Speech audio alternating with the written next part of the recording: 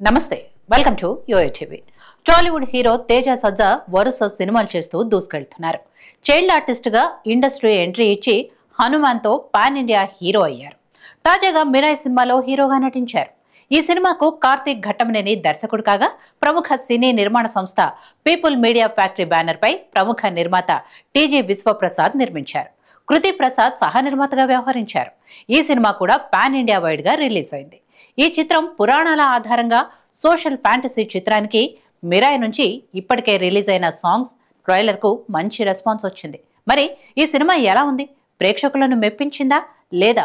మొత్తంగా సినిమా హిట్టా ఫటా అనేది యోయో రివ్యూలో తెలుసుకుందాం. మిరాయ్ సినిమా స్టోరీ విషయానికి వస్తే విలన్ మనోజ్ కొన్ని శక్తులతో దేశాన్ని నాశనం చేయాలని చూస్తూ ఉంటాడు. మరి ఇలాంటి క్రమంలోనే మిరాయ్ అనే అస్త్రంతో హీరో విలన్ను ఎలా ఎదుర్కొన్నాడు? అతను చేసే అసాంఘిక కార్యకలాపాలను ఎలా ఆపాడు? దుష్ట శక్తులను ఎదిరించి దేశాన్ని ఎలా కాపాడాడు అనేది తెలియాలంటే మీరు ఈ సినిమా చూడాల్సిందే. ఇక సినిమా విశ్లేషణ విషయానికి వస్తే ఈ సినిమా దర్శకుడైన కార్తీక్ ఘట్టమనేని చాలా ఎక్స్ట్రాడినరీ విజువల్స్ తో సినిమాను తెరకెక్కించారు. ఇక సినిమా స్టార్ట్ అయిన కొద్దిసేపటి వరకు సినిమాలో పెద్దగా ఆసక్తి గొలిపే అంశాలు ఏవీ లేకపోయినప్పటికీ ఒక 30 మినిట్స్ తర్వాత నుంచి సినిమా ఊపందుకుంటుంది. ఇంటర్వెల్ తర్వాత ట్విస్టుల మీద ట్విస్టులుంటాయి. క్లైమాక్స్ అయితే అద్భుతంగా ఉంటుంది. మనోజ్ తేజల మధ్య వచ్చే ఫైట్స్ సూపర్గా ఉన్నాయి. సూపర్ యోధాగా తేజ సజ్జా పాత్రను కార్తీక్ ఘట్టమనేని డిజైన్ చేసిన విధానం కొత్తగా ఉంది. అలాగే మనోజ్ మంచు కూడా పర్ఫార్మెన్స్ పరంగా పోటాపోటీగా నటించాడు. ఈ సినిమాలో కొంత మైథాలజీ కూడా కనెక్ట్ అయి ఉంటుంది. స్క్రీన్ ప్లే విషయంలో దర్శకుడు పాటించిన విధానం అయితే ఎక్స్ట్రాడినరీగా ఉంది. స్క్రీన్ ప్లేలో ఆయన డిఫరెంట్ మెలకువలతో ఈ సినిమాను తీర్చిదిద్దారు. గౌరహరి మ్యూజిక్ కంటే బ్యాక్గ్రౌండ్ స్కోర్ బాగుంది.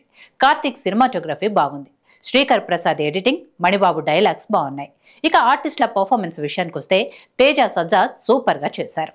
విలన్ పాత్రలో మంచు మనోజ్ అద్భుతంగా నటించారు. హీరోయిన్ రితిక కూడా చాలా బాగా నటించింది.